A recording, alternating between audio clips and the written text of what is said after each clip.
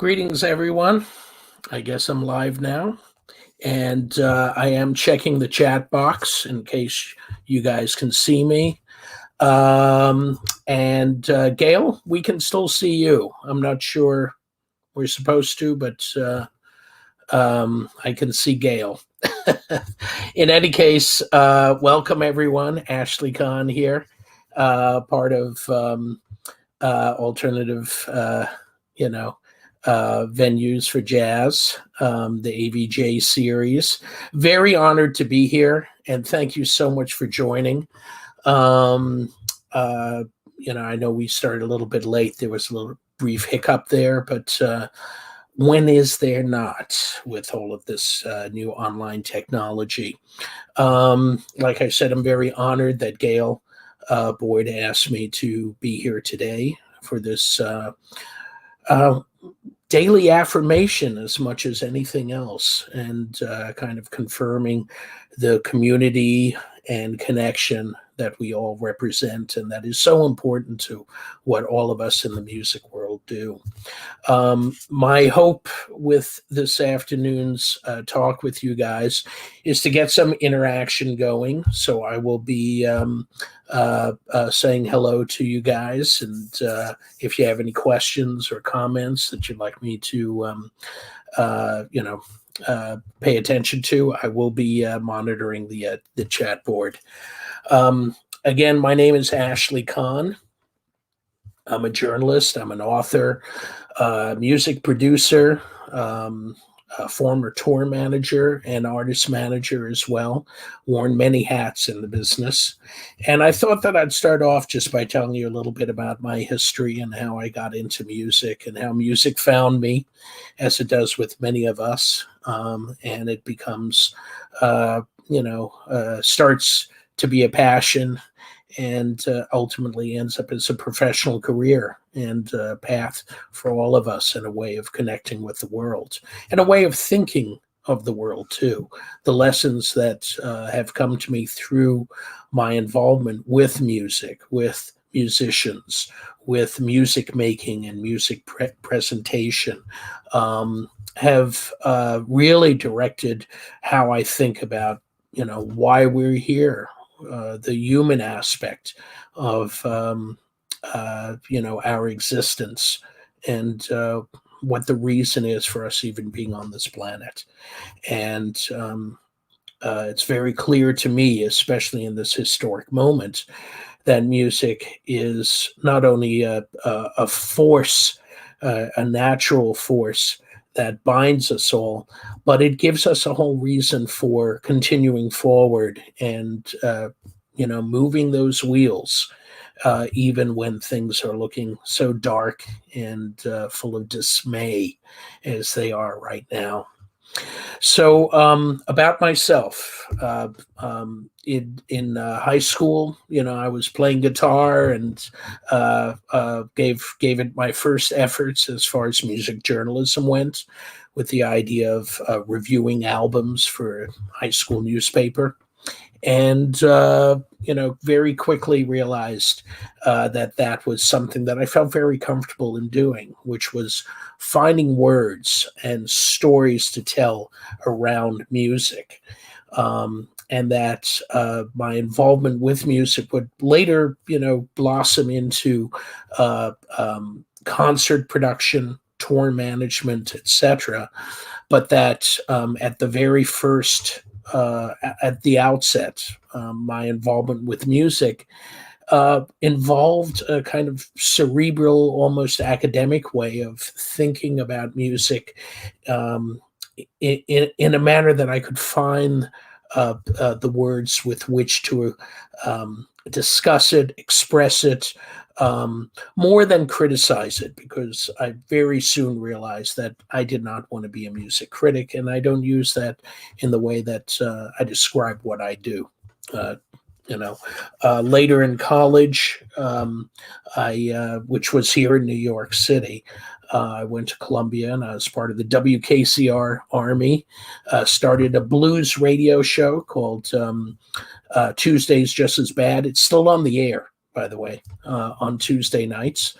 And Then that led to postgraduate work with in the music business, and I moved to New Orleans. Lived in New Orleans for a while, and still big piece of my heart is down there.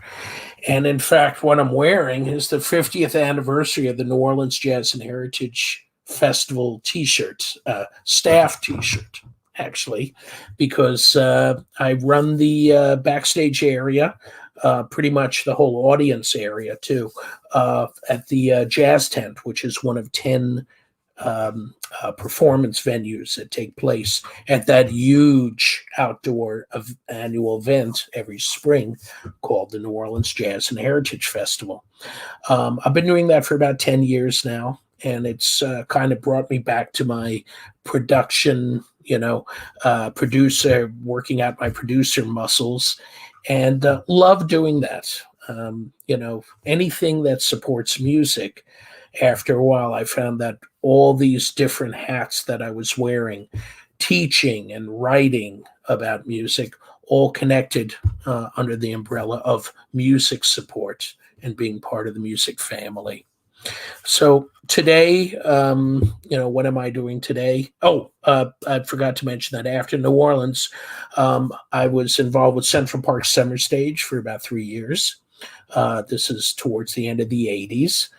And then hit the road for about 12 years as a tour manager, working with artists in the pop and rock world, Paul Simon, Peter Gabriel, various South African artists like Ladysmith Black Mambazo, Maflatini and the Mahatela Queens, Hugh Masekela, Lucky Dubé, and artists of that ilk, as well as jazz artists like Henry Threadgill, Cassandra Wilson for a little while, and really started to understand much more about the music, the kind of lessons that one learns on tour buses, backstage, at lobby call at 7 a.m, are the kind of lessons that you hold on to for life. And my perspective on music had significantly changed by the end of that 10-year period. I wasn't doing so much writing at that point, but as the 90s came to a close, that's really when I got back into music journalism, not just jazz, but music journalism in general. Worked for a while for Rolling Stone Press, which was the book division of Rolling Stone. And that opened the door to the book world for me. And at this point, it's 20 years later, and I have a number of titles that I've been either served as editor on or have written myself. Most recently, and this is during the pandemic, I've had 2 productions that have come out. The George Harrison book that I edited, which really was an effort to get George's voice out there. Interviews and encounters from a 40-year period, from 1962 all the way up to his passing in 2001. And with the idea of trying to find the original interview tapes and whatnot, so that minimal editorial interference was there, that we could really hear what George wanted to say from his teenage days until he passed. The other project that I'm very proud of that has just come out is the 60th anniversary of this incredible album from 1960. We're the same age, by the way, this album and me. So feel a very familial connection to it as well. And that sort of brings us up to date to what's happening now. I am working on a bunch of different projects and wearing a bunch of hats, writing for online and print publications. Teaching. I just finished teaching a course on Talking Heads and David Byrne. that included David coming to visit the course. One of the benefits, I guess, of the pandemic is that many people are not traveling around and are available. And in this case, David came and spoke to my class just last Wednesday, and that was amazing, really amazing. Same week that American Utopia, Spike Lee's film treatment of the Broadway play, came out. Other stuff that I'm involved with is producing documentaries. I'm involved with 3 documentary projects. And once again, I think that the thread between all of this is the idea of supporting the music and helping the music tell its stories, and making sure that the history is right. That when the music, the tales of the music and the lessons of the music need to be told, that there's a precision and accuracy in how these stories are delivered. And I think that's the connecting thread through all that I'm doing. My next teaching assignment, hey Roberta, is not even decided yet. I think, that's at NYU, New York University. But then I am doing a series of lectures for Jazz House Kids for my friend Melissa Walker, and the incredible program that she runs here in New Jersey. So one of the lectures is going to be on the one this week is going to be on the Big Bang of Bebop, talking about Charlie Parker at 100 and trying to explain why we should still care. For a new generation, each generation needs to have these cultural heroes kind of explained to them. So, trying to talk about the modern day relevancy of bebop is what I'm kind of trying to wrestle into a online presentation of 90 minutes. And, that's a good model for where I want to go now in the talk, which is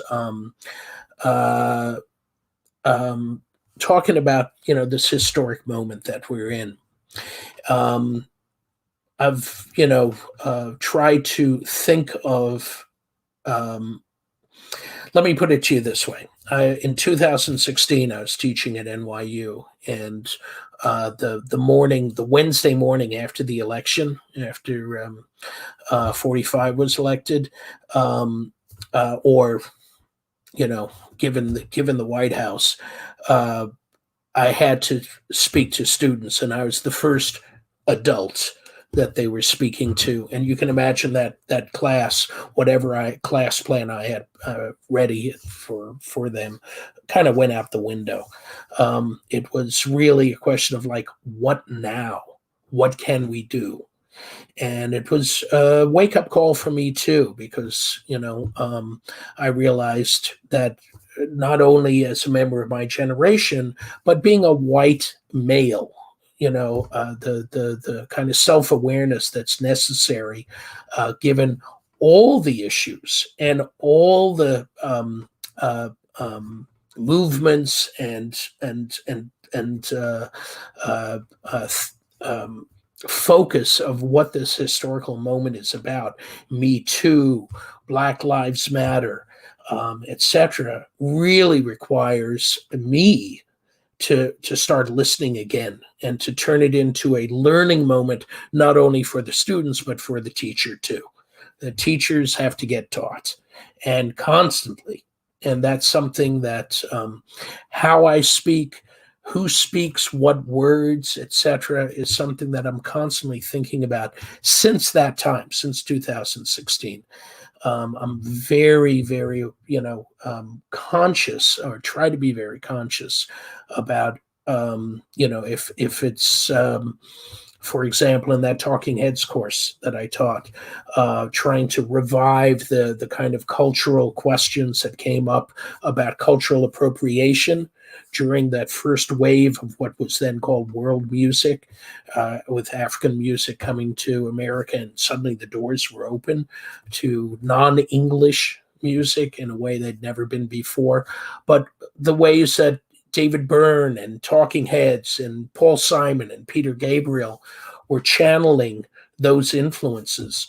Just how to talk about cultural appropriation. Sometimes it wasn't for me to speak, so I brought in music journalists of the day, like Nelson George, to speak to my students and to try and recreate that moment.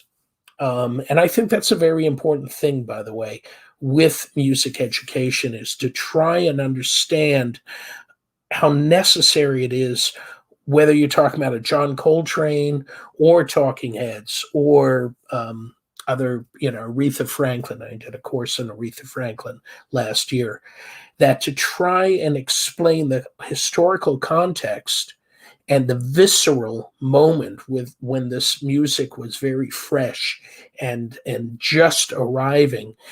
You really need to find a kind of current modern day analog parallel for it. So being attuned to what is happening now that can be considered a parallel kind of reflection of what happened historically is what I try and do in a lot of my classes. And so whether it's talking about Kendrick Lamar and his importance, or just breaking bands like Butcher Brown from Richmond, etc. This is a very important aspect, I think, in talking to students today. One other example I'll give you is, like, I do a lecture on the importance of Billy and Ella, and I look at them very, very much on a musical level at the start. And then we do a deep dive in the lecture to talking about two songs about lynching, about violence, racial violence in America. One is Billy's Strange Fruit, of course, but the other one that most people are not even thinking about on that same level is Ella's treatment of Miss Otis Regrets. And I use that as a teaching moment with my students to say, okay, what is going on in the lyric? And we follow the lyric as Ella is singing the song. What is the story that she's telling? Now imagine the story being told by CNN or Fox News or some other media source that you go to. How would they say it? And then we talk about that, and then take it further and say, well, where do you get your news these days? And I turn it in. The whole thing then becomes a conversation about where one gets one's news and information in this crazy upside down digital era that we're in. And the idea of finding modern day relevancy in the music of the past has kind of woven its way. This was not the case 4 or 5 years ago in my teaching approach. And I think it's very necessary now. One other thing I want to say is that, as a teacher, the ability to listen and to stay with one's ears open, not only to what the students are saying, but what they're listening to and what they want to turn me on to, is very important, so that you're not just thinking about the giants and the legends of old, but thinking of them as branches on the same tree with, the artists of today, and speaking that way with the students, so that they do not think of you as someone who's going to come up and just talk about this golden age that I came from, and boy, you should have been there. Anything that divides generationally along musical lines, it's not going to work. The bridges have to be built, and the walls between generations, especially with music education that I'm talking about as a non-performer. I'm talking about historical context. I'm talking about the general area of what's called history and criticism in music study. Really needs to be about connection. I think one of the best examples I have of explaining this is one, working at the jazz festival in New Orleans. I mean, when you think about jazz and the one punchline that we all share in jazz, it's Kenny G.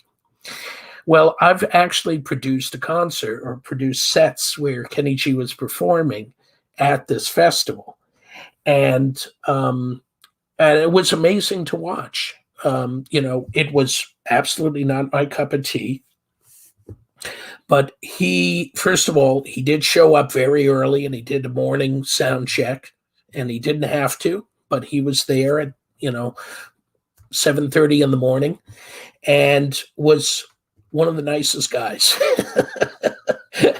Don't hold it against me, but Kenny Garlick is actually a nice guy. And watching his show and watching it was a lot of middle-aged folks and older folks who were really into his music, and they were having the time of their lives. And how could it be for me to go up to them and say, hey, you shouldn't be listening to this. Hey, here's what you got to listen to. Let me pull you aside and show you what good music is. Any doorway into musical, interaction and appreciation is good.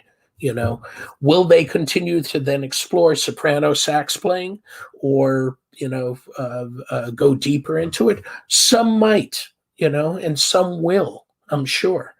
But the idea of not interrupting that interaction between music and a music audience, and accepting that there are many levels of musical expression, is one. The other thing is the generational thing I was talking about. And I know I have about 5 minutes here. Yeah.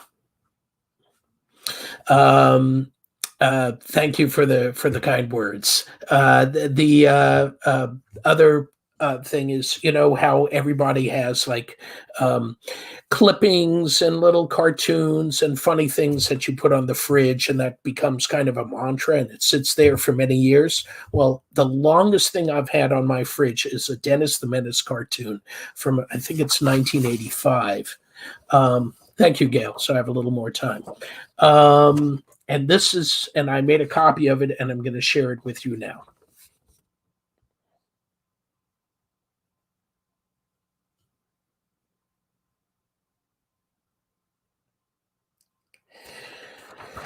Now, back in the 80s, you can see this, right? Back in the 80s, when I think this is from 1985, when Hank Ketchum first, it just blew me away that Fats Waller was being chosen as Dennis the Menace's favorite music. He was turning his back on classical music. He was developing his own taste, and I thought, great, good for you, Dennis. You punk rocker. You're establishing yourself and showing your musical identity. And so for me, when I first saw that cartoon and why it went up on my fridge, is because I thought, you're establishing yourself, young kid. You're showing, that you have good music taste, and you're getting away from your parents' stuff. And then I realized over time, and there was this kind of revelatory moment when I realized this isn't about Dennis, or the way that I interpreted it. It's not about Dennis saying, I'm out of here. It's about Dennis actually connecting with someone who is 2 generations older, Mr. Wilson, across the street or next door, and connecting with his music with Fats Waller.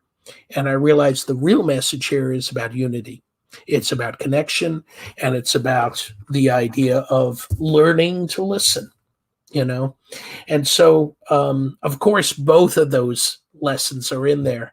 But what I lean to now is this idea that the more that we can listen, the more that we can learn, especially at this point in time. That's really what I'm hoping will happen with the result of this lockdown, with the result of everything coming to a halt for a while.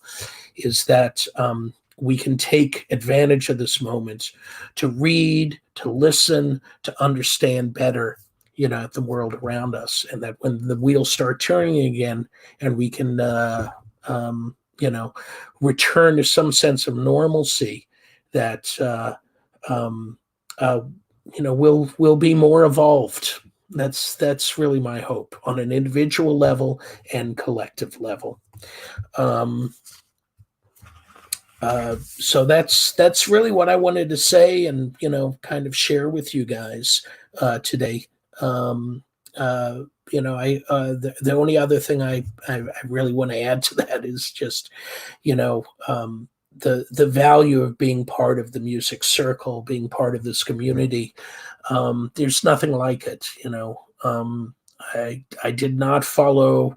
I was not going to be OBGYN like my father. I was not going to go be an anesthesiologist like my stepmother, and I found my family here in New York, here in the jazz world and beyond, um, and could not be happier, or feel more fulfilled, and being able to accomplish what I have. There's been nothing like that in, any other experience that I've had. So, my gratitude to just having heard music and been finding a path as a result of that is knows no bounds. It is something I'm grateful for every day. So, see if there were any questions. Who has been my most interesting, surprising person to write about? I haven't. Well, no, I did write about him because I did the uh, treatment for a documentary on Tom Wilson, African American producer, came out of Waco, went to Harvard, was head of the Republican Students Committee there. When being Republican meant something very, very different from what it means today. Not even sure what it means today. But Tom Wilson is the gentleman who recorded Cecil Taylor with John Coltrane, early Donald Byrd, and then later Bob Dylan when he went electric. Simon and Garfunkel, he helped kind of boost the beginning of their career by taking a very acoustic version of Sounds of Silence and adding all the rhythmic accompaniment that launched it into a number one hit. He worked with Velvet Underground and Frank Zappa, and then later in the 70s was working with Motown and more funk-driven projects before he passed away way too early at the age of 46. So Tom Wilson, if you look him up, he's kind of a shadow figure now, unfortunately, but hopefully the project that I'm working on will, correct that, because that's a story that really needs to be in the spotlight.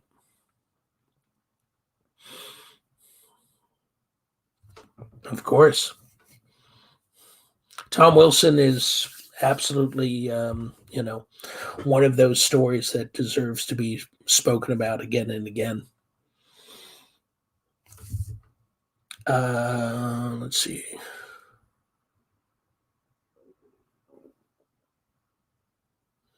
So I love Butcher Brown.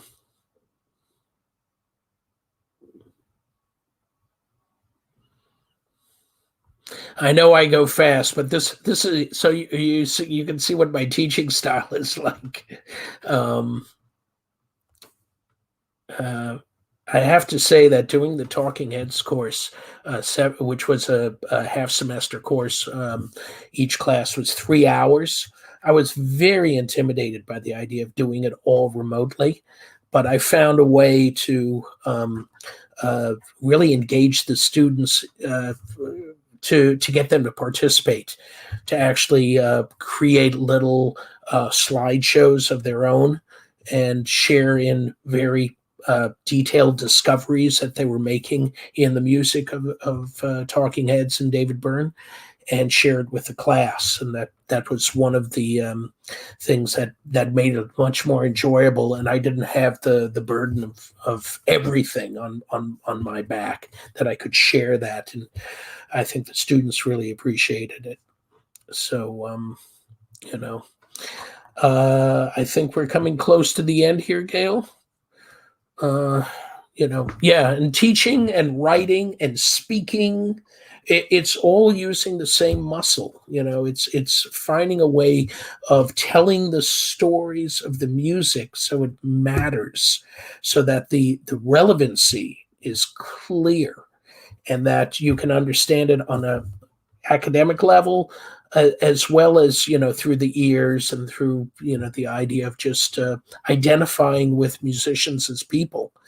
And I really try and bring that in as well. The idea that, like John Coltrane, yes, he's a legend. Yes, he's a giant, but he was also a family man. He had his feet on the ground, and he had a gig that he had to get to every night. And when 8 p.m. hit, he had to be ready.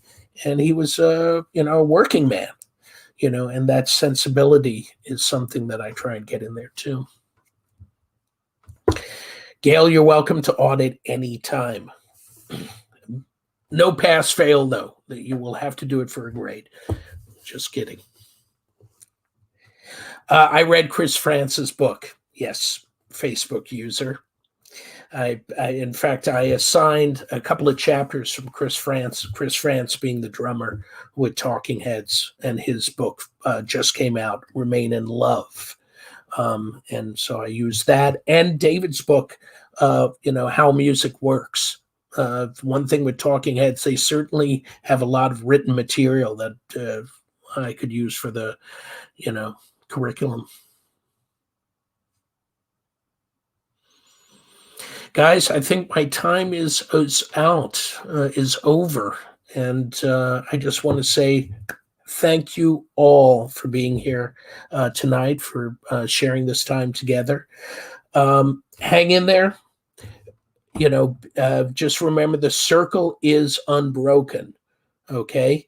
And I will see you out in the clubs sometime soon, I'm sure. Lots of love.